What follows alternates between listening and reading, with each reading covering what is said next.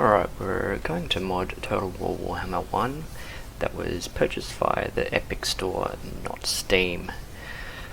First of all, we're going to install the game, run it for the first time so that all of the file locations get pre-populated.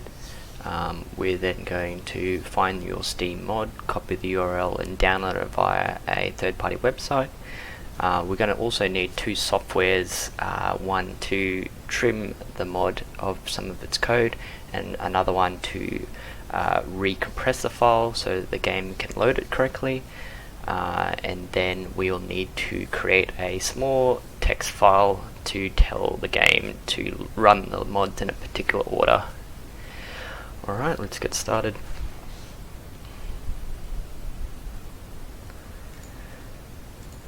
I particularly like to use mod guides to find the most popular community mods out there. This is one of many that was provided. For this tutorial, I'm just going to pick one at random and we can go with the immersive battle banners. So in this instance, we'll just open it up and it will take us straight to the Steam workshop. Just before you do go any further, make sure you have a quick look at all of the prerequisites or if there's any clashes for all of these mods. A lot of the mods are individual and they don't seem to clash very much with other mods, but obviously if you've got two texture mods that are affecting the same unit, then either one will load, one won't load, or none of them will load. That's just how modding works, unfortunately. So in this instance, we'll be capping the URL, and then we'll be going to the Steam Workshop downloader and pasting it into this box here, like so. Copy, paste it.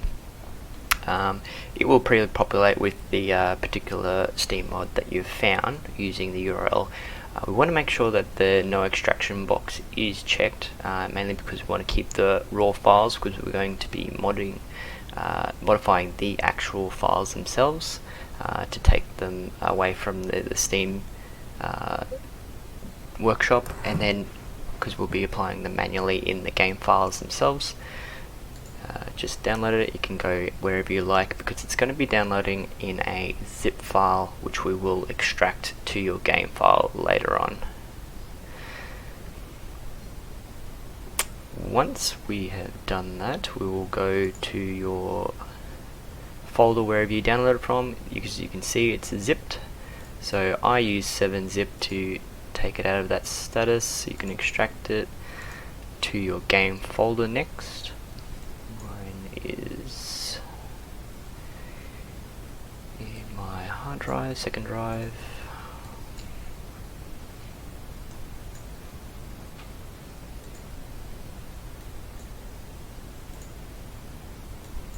And just make sure it always goes into the data. You'll see all of the other file types called packs in the same folder. Since I've done this before, I'm going to override it. And that means I can also edit the code again and show you how that's done.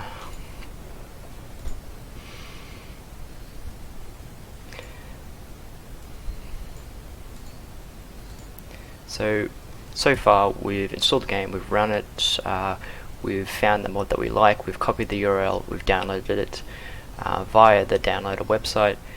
Now this is where those two softwares that come into play. One's going to be the software that is the codex editor, this one, and then we will have the pack file manager. Just click download. They're very small downloads. You can see that some of them have some links to the Total War Center forum. Really great community there that will help you out with a lot of different mods if you ever get stuck.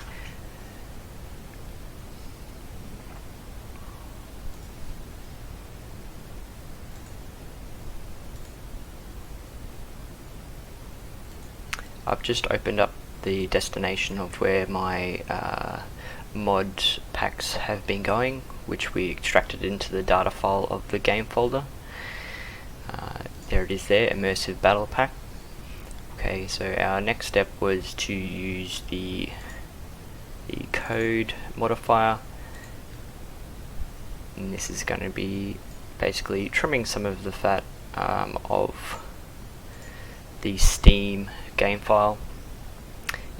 The Steam Workshop all of those mods always have the MFH and a few dots. We want to get rid of that because that is not applicable to us since we're applying it manually, and the packer won't recognize the mod in our next step if you don't get rid of this now. We will just save over the original file, then we'll open up the pack file manager. Now the pack file manager will open slightly different for the first time. Actually, I will do it now just to make sure that everyone's clear on how that works. It was quite confusing for me when I did it for the first time. I had to read a few of the forums to make sure I was doing it right. So let's extract it into the game file. It doesn't have to be in the game folder, but I'd like to keep them all together. Extract. There it is. Now this is what will happen to everyone. There's multiple Total War games and it doesn't know which one's installed because it won't find it automatically. So this one here is Total War 3, this one's different, this one's Total War Warhammer 2. We want the first one, and this is it here. So we browse it to whichever location you installed it from.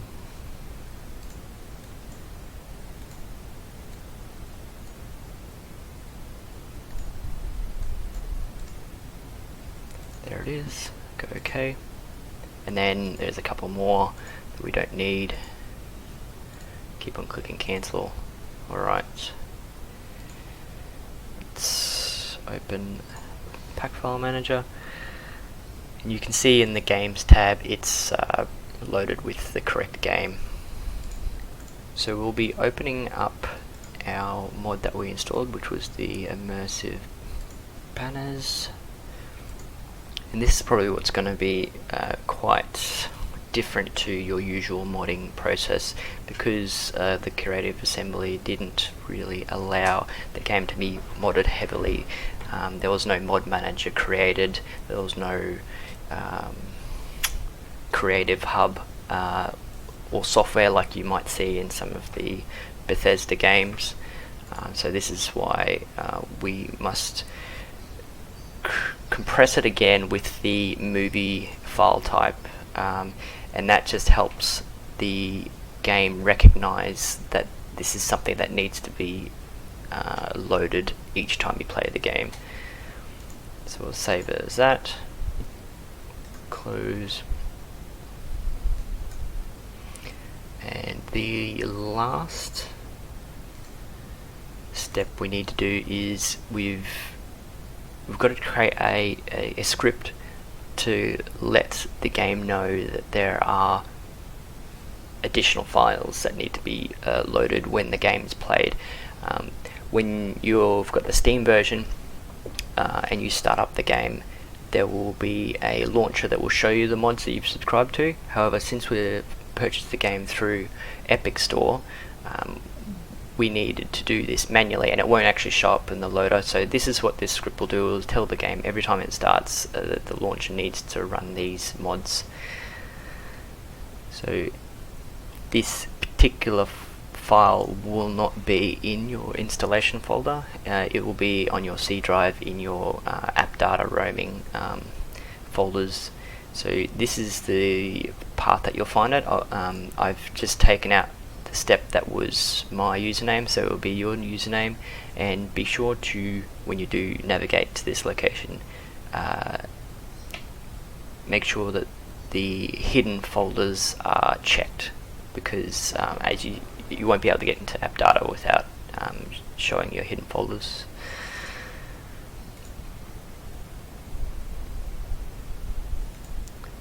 Okay, so we've gone through the app data roaming found the Creative Assembly, Warhammer, scripts. This user script file won't be there when you get there for the first time. This is what you'll need to create, so you'll just right click, you'll go into a text document and then put user_script.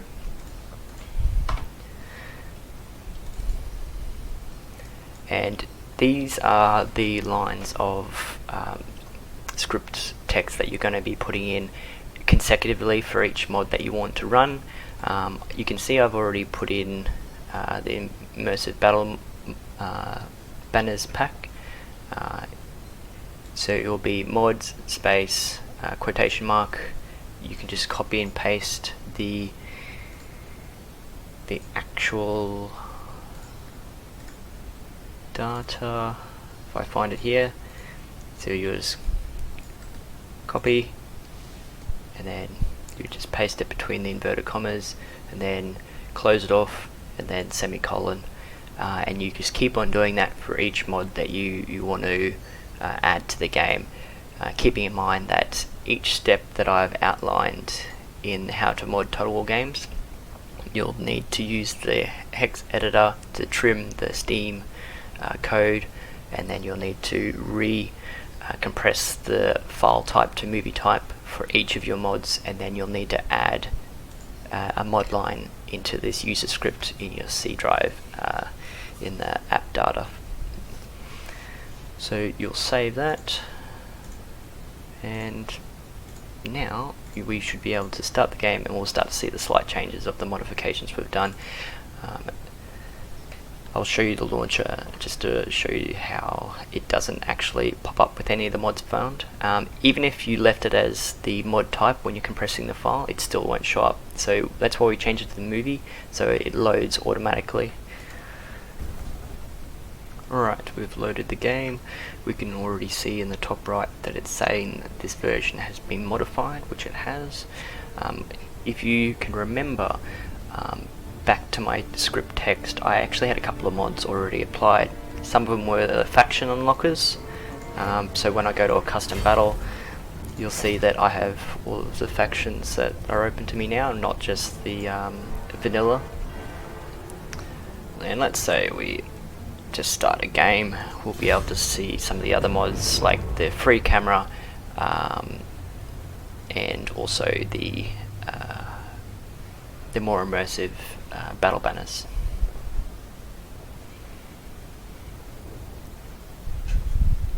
Alright, for all of you who've played the vanilla game, you'll see already that my camera can zoom out a lot more, and that was the benefit of having the camera mod, so you can see those large army battles.